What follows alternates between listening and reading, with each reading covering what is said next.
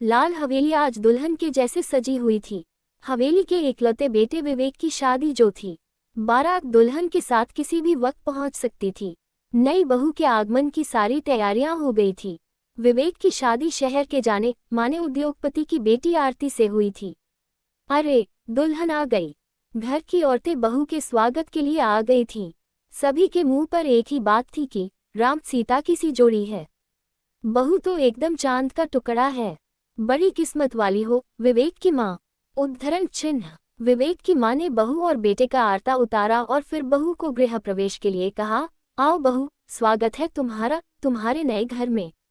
उद्धरण चिन्ह। आरती ने जैसे ही अपना पैर उठाया, उसने ऐसा महसूस किया कि मानो किसी ने उसका पैर कसकर पकड़ लिया हो। कलश छूने के लिए उठाया गया उसका पैर कुछ सेकंड के लिए हवा में ही ठहर गया था। विवेक की माँ ने कहा, क्या हुआ आरती बेटा, कलश को गिराकर घर में प्रवेश करो। उद्धरण चिन्ह। आरती ने कलश को अपने पैर से हल्का सा छुआ, लेकिन कलश तो फुटबॉल के जैसे उछलकर दूर जाकर गिरा। सब तरफ अक्षत ही अक्षत बिखर गए थे। सारी औरतें आपस में कानाफूसी करने लगी थी। आरती का चेहरा एकदम से उतर गया था, मानो चांद को बादलों ने ढक दिया हो। कोई बात नहीं बेटा, आओ, विवेक की माँ ने बात संभालते हुए कहा। आरती ने अपने दोनों पैर आलता से भरी हुई परात में रखे और उसके बाद आरती ने अपने दोनों पैर बाहर निकाले और जमीन पर रखे। उसके बाद वह धीरे धीरे कदम बढ़ाती हुई विवेक की माँ के बताए अनुसार पूजा के कमरे तक पहुंच गई। उसने हाथ जोड़कर कक्ष में रखी राधा कृष्ण की मूर्ति को झुककर प्रणाम किया। उसने जैसे ही सर उठाया, उसने देखा कि कमरे की खिड़की पर लगा पर्दा धूं धूं करके जल रहा था। वह जोर से चिल्लाए, आग आग। उद्धरण चिन्ह। तभी विवेक की माँ ने कहा, बेटा कहाँ आग लगी है? ये तो दीपक जल रहा है। तुम्हें ज्यादा थकान और नींद पूरी न होने की वजह से कोई भ्रम हुआ होगा। जाओ, थोड़ा आराम कर लो और कपड़े भी बदल लेना। उद्धरण चिन्ह। अरे सुमी, भाभी को उनके कमरे में छोड़ आओ। विवेक की माँ ने उसकी चचेरी बहन को कहा। सुमी आरती को उसके कमरे तक ले गई। भाभी, आप थोड़ा आराम कर लो और फ्रेश हो जाओ। ऐसा कहकर सुमी चली गई थी। आरती ने दरवाज़ा भेड़ दिया और अपने कपड़े लेकर बाथरूम में घुस गई। आरती ने अपने पैरों पर लगे आलता को हटाने की कोशिश की, लेकिन आलता का रंग गुलाबी से लाल होने लगा। ऐसा लग रहा था मानो खून बह रहा हो। उद्धरण चिन्ह। आरती खून खून चिल्लाते हुए बाथरूम से बाहर आई। बाहर विवेक बैठा हुआ था। आरती को बदहवास स्थिति में देखकर विवेक ने पूछा, खून कहाँ है खून? आरती ने अपने पैरों की तरफ इशारा किया, लेकिन उसके पैर तो बिल्कुल साफ हो गए थे। मेरे पैरों पर खून लगा हुआ था। बाथरूम में भी फर्श पर खून ही खून है। आओ खुद चलकर देख लो, उसने रोते हुए कहा। विवेक आरती के साथ बाथरूम में भी गया, लेकिन बाथरूम बिल्कुल साफ था। सब कुछ साफ है। कुछ नहीं, तुम्हारा भ्रम था। रात को ठीक से सो नहीं पाए हो, शायद इसलिए। विवेक ने आरती के गाल सहलाते हुए कहा। चलो, मैं बाहर जा रहा हूँ। कुछ जरूरी पेपर लेने आया था, लेकिन वह शायद पापा के पास हैं। तुम आराम करो। विवेक ऐसा कहकर निकल गया था। आरती कपड़े बदलकर दरवाज़ा अंदर से बंद करके बिस्तर पर आकर लेट गई थी। आरती की आंख लगी ही थी कि उसे दरवाजे पर ठक ठक की आवाज के साथ सुनाई दिया, आरती आरती। उद्धरण चिन्ह। उसने खड़े होकर दरवाज़ा खोला, लेकिन बाहर कोई नहीं था। आरती ने गर्दन घुमाकर इधर उधर देखा, लेकिन वहां कोई नहीं था। शायद कोई सपना देख रही थी।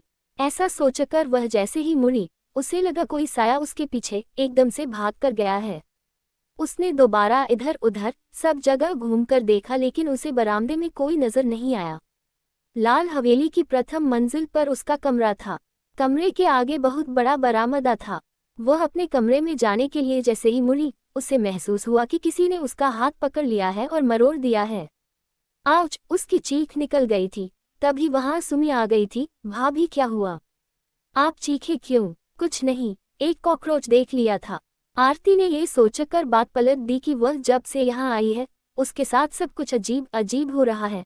अगर उसने किसी को कुछ बताया तो एक तो कोई विश्वास नहीं करेगा और दूसरा कहीं ये लोग उसे पागल ही न मानने लग जाए। चलो भाभी, आपको सब लोग नीचे बुला रहे हैं। आपकी मुंह दिखाई की रस्म है। सुमी ने कहा। 5 मिनट में चलती हूँ, कपड़े थोड़े ठीक कर लूँ। आरती ने कहा। ठीक है भाभी। सुमी ने कहा, दीदी, आप अभी थोड़ी देर पहले भी आए थे क्या? आरती ने पूछा। नहीं भाभी, मैं तो अभी आई हूँ, सुमी ने कहा। आरती सुमी के साथ नीचे आ गई थी। उसकी मुंह दिखाई की रस्म अच्छे से हो गई थी और दूसरी रस्में निभाते निभाते शाम हो गई थी। आरती की सास ने कहा, बेटा तुम आराम करो, तुम्हारा खाना तुम्हारे कमरे में ही भिजवा दूंगी, बाद में तो हम सबको रोज साथ बैठकर ही खाना है। उद्धरण चिन्ह। आरती अपने कमरे में आ गई थी। वह अपने बिस्तर पर लेट गई। तभी उसका बिस्तर जोर जोर से हिलने लगा था। उसने सोचा कि भूकंप आया है शायद। वह अपने कमरे से निकलकर फटाफट सीढ़ियों की तरफ भागी और नीचे उतर गई। जैसे ही वह नीचे उतरी, सामने से विवेक की मां आते हुए दिखाई दी। बेटा, तुम्हें आने की जरूरत नहीं थी, अगर आना भी था तो कपड़े तो ठीक करके आती, विवेक की मां ने प्यार से कहा।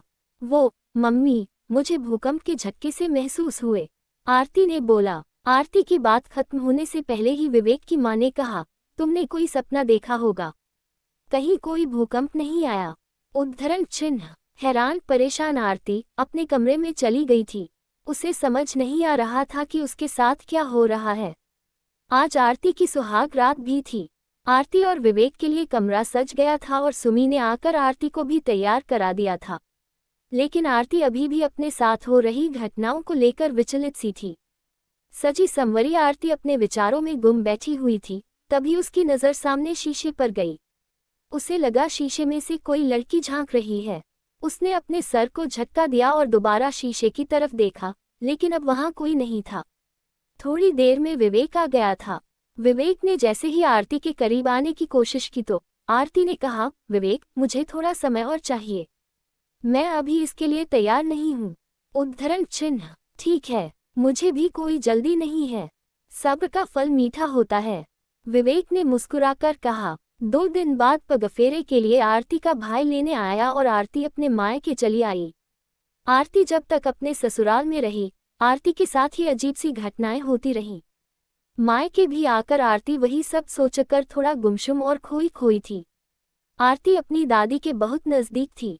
दादी ने जब आरती से उदासी का कारण पूछा तो आरती ने दादी को सब बता दिया और कहा, दादी, मुझे नहीं लगता कि यह मेरा भ्रम है। आज से पहले तो मेरे साथ ऐसा कभी नहीं हुआ था। जब से मेरा गृह प्रवेश हुआ, तब से ये सब शुरू हो गया। उद्धरण चिन्ह। बेटा, पता नहीं तू मानेगी या नहीं, लेकिन मुझे लगता है कोई तुझे कुछ बताना चाहता है या तेरी मदद चाहता है, आरती की दादी ने कहा। फिर दादी, वह ऐसे छुप क्यों रहा है? आरती ने पूछा। वह कोई इंसान नहीं, बल्कि कोई आत्मा है, भटकती हुई आत्मा, जो अकाल मृत्यु को प्राप्त हो गई हो, दादी ने कहा। आप भी दादी कैसी बातें करती हो? आरती ने कहा। तभी तो कह रही थी कि तू मानेगी नहीं। इस बार घर जाए तो जब ऐसा कुछ हो तो चिल्लाना मत, बस प्यार से पूछना कि वह कौन है और क्या चाहती है, तू उसके क्या मदद करे, एक बार मेरे कहने से पूछना, दादी ने कहा। सोचती हूँ दादी, आरती ने जवाब दिया। अगले दिन आरती अपने ससुराल आ गई थी। वह पूरे रास्ते भर दादी की बातें सोचती रही। ससुराल पहुंचकर सबसे मिलने जुलने के बाद आरती अपने कमरे में चली गई थी। अंदर पहुंचकर आरती आराम कुर्सी पर बैठ गई थी। आरती के बैठते ही कुर्सी ऊपर की तरफ जाने लगी, लेकिन आरती इस बार चिल्लाई नहीं और बोली, तुम कौन हो? तुम्हें क्या मदद चाहिए? बताओ मुझे। उद्धरण चिन्ह। आरती की आराम कुर्सी नीचे आ गई थी। उसके सामने टेबल पर रखा पेन ऊपर हवा में लहराया और उसके बाद पेन दीवार पर चलने लगा। ये गृह प्रवेश तुम्हारा नहीं, मेरा होना चाहिए था। विवेक ने मुझसे शादी का वादा किया था, मुझसे मुझ श्रेया से। उद्धरण चिन्ह। उसके बाद पेन रुक गया था। आरती को श्रेया का नाम कुछ कुछ जाना पहचाना सा लगा। उसको याद आया कि विवेक के कॉलेज की लास्ट डे वाली ग्रुप फोटो में उसने ये नाम देखा था। उद्धरण चिन्ह। उसने दोबारा वह फोटो निकालकर देखा। श्रेया और विवेक पास पास ही खड़े थे। अगले दिन वह विवेक के कॉलेज गई और वहां से किसी तरीके से श्रेया के घर का पता मालूम किया।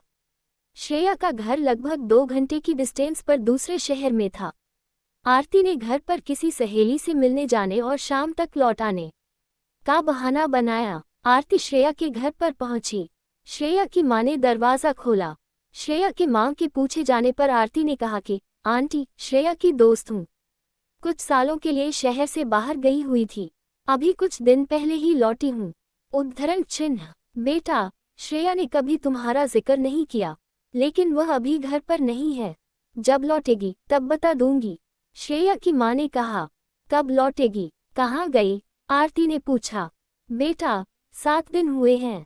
घर से यह कहकर गई थी कि जरूरी काम है, आकर सब बताती हूँ।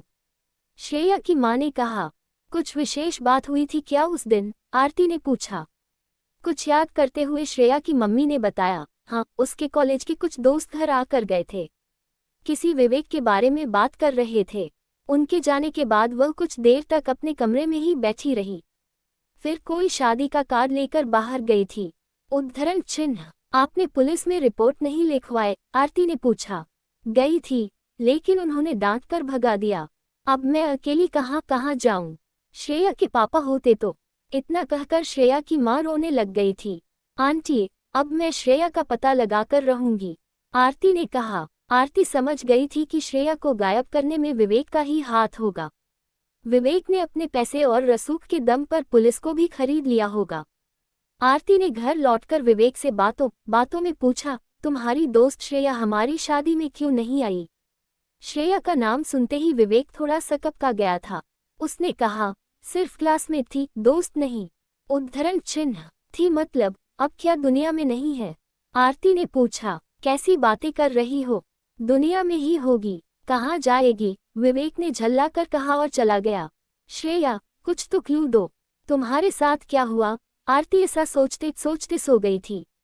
तभी अचानक से टीवी अपने आप चल गया और आरती ने जो सुना उससे उसे विवेक से नफरत सी हो गई।